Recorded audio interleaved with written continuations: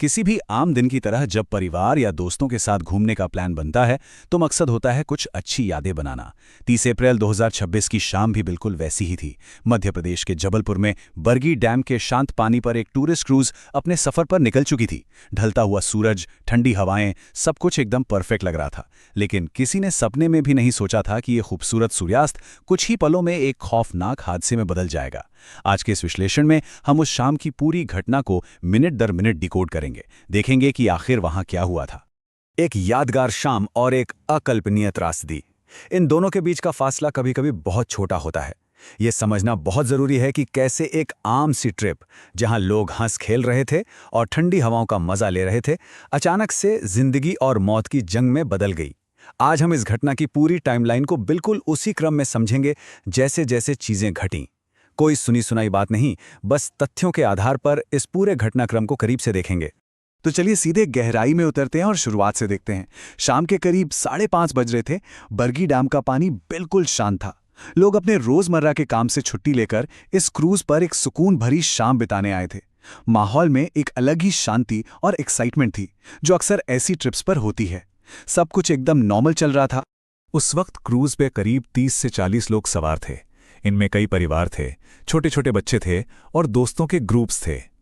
कोई अपने फ़ोन से वीडियो बना रहा था, कोई एक दूसरे के साथ हंसी मजाक कर रहा था, तो कोई बस उस ठंडी हवा को एंजॉय कर रहा था। मतलब एक परफेक्ट शाम जैसी होनी चाहिए, बिल्कुल वैसी ही शुरुआत हुई थी। डर या फिक्र का कोई नामो निशान तक नहीं था।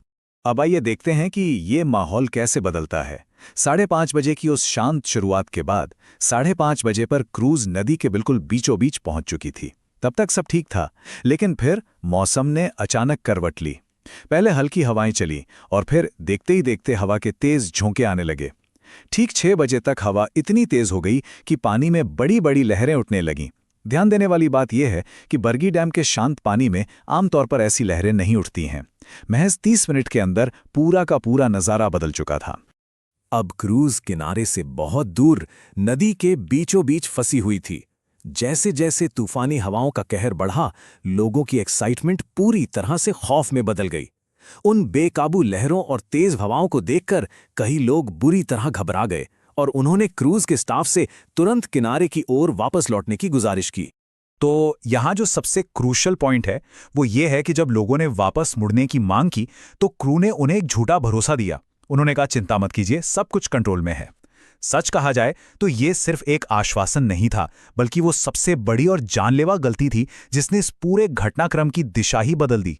इसी एक गलत फैसले की वजह से क्रूज समय रहते किनारे पर नहीं लौटी और सीधे खतरे के मुंह में चली गई। अब बात करते हैं उन खौफनाक पलों की, जिसने सब कुछ हमेशा के लिए बदल कर रख दिया। शाम के 6:10, मौसम अब बेहद खतरनाक रूप ले चुका था। तेज तूफानी हवाओं ने क्रूज पर सीधे हिट किया और उसका बैलेंस बिगड़ना शुरू हो गया। लोग बुरी तरह डरे हुए थे।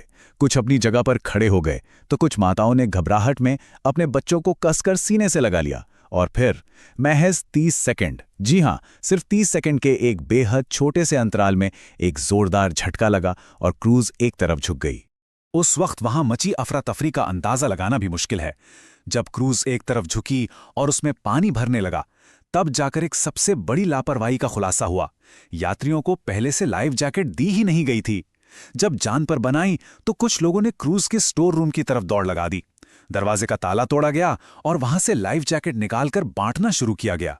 लेकिन सबसे बड़ी त्रासदी ये थी कि वो लाइफ जैकेट सभी लोगों के लिए काफी नहीं थी।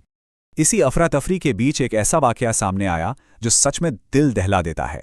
रिपोर्ट्स के मुताबिक जब लाइफ जैकेट कम पड़ने लगी तो एक मां ने अपनी और अपने बच्चे की जान बचाने के लिए एक ही लाइफ जैकेट पहनी और अपने 4 साल के मासूम बच्चे को उसी जैकेट के अंदर अपने सीने से चिपका लिया। ये वाकया साफ दिखाता है कि उस वक्त क्रूज पर किस कदर दहशत फैली हुई थी और लोग अपनी जान बचाने के लिए कितने बेबस हो चुके थे।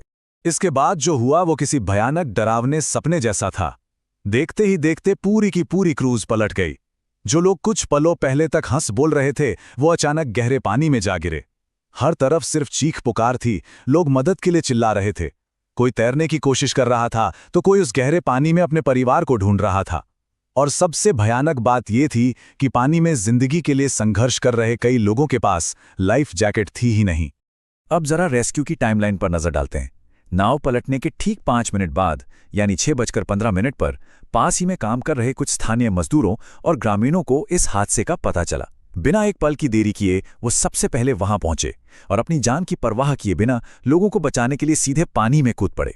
कुछ ही देर में पुलिस और रेस्क्यू टीमें भी रस्सियों, नावों और टॉर्च के साथ मौके पर पहुंच गई और बचाव का काम तेज कर दिया गया। शाम 7 बजे तक एक बेहद अहम आंकड़ा सामने आया, 28। रेस्क्यू टीम और वहां के लोकल्स की मेहनत से करीब 28 लोगों को सुरक्षित पानी से बाहर निकाल लिया गया था। लेकिन मुसीबत अभी टली नहीं थी। कई लोग अभी भी लापता थे और रात के घने अंधेरे में उन्हें ढूंढने के लिए एक बेहद मुश्किल और थका देने वाला सर्च ऑपरेशन जारी रहा। जैसे जैसे रात गहराती गई और सर्च ऑपरेशन आगे बढ़ा, इस हादसे की भयानक सच्चाई और इसके पीछे की गई गंभीर लापरवाहियां सतह पर आने लगी। ये सिर्फ एक प्राकृतिक आपदा नहीं थी, बल्कि ये उन गलतियों को समझने का वक्त था जिनकी वजह से एक आम सी शाम इतनी बड़ी त्रासदी में बदल गई। रात भर चले इस मुश्किल रेस्क्यू ऑपरेशन के बाद आखिरकार सबसे दर्दनाक सच सामने आया। 9। ये साफ हो गया कि बरगी डैम के गहरे पानी ने कम से कम 9 लोगों की जान ले ली थी। एक खुशहाल सफर 9 लोगों के लिए उनकी आखिरी यात्रा बन गया। और इसी सर्च ऑपरेशन के दौरान एक ऐसा दृश्य भी सामने आया जिसने बचाव कार्य में लगे हर एक इंसान को अंदर तक झकझोर दिया। जिस मां ने अपने 4 साल के बच्चे को सीने से लगाया था, उन दोनों के शव एक दूसरे को पकड़े हुए उसी अवस्था में मिले। ये बेहद भावुक कर देने वाला पल इस बात का गवाह था कि उस आखिरी वक्त में एक मां ने अपने बच्चे को बचाने की कितनी असीम कोशिश की होगी। अब इस स्लाइड में जो सबसे अहम बात है वो ये है कि जांच में क्या निकलकर सामने आया। दरअसल मौसम विभाग ने पहले ही अलर्ट जारी कर दिया था कि उस शाम तेज हवाएं चलने की पूरी संभावना है, लेकिन इस चेतावनी को पूरी तरह से इग्नोर करके क्रूज को पानी में उतारा गया। यात्रियों को सुरक्षा के लिए पहले से लाइफ जैकेट नहीं दी गई, और तो और जब आफत आई तब पता चला कि क्रूज पर पर्याप्त मात्रा में लाइफ जैकेट्स मौजूद ही नहीं थी। ये सारे पॉइंट साफ तौर पर एक बहुत बड़े सिस्टम फेलियर की तरफ इशारा करते हैं।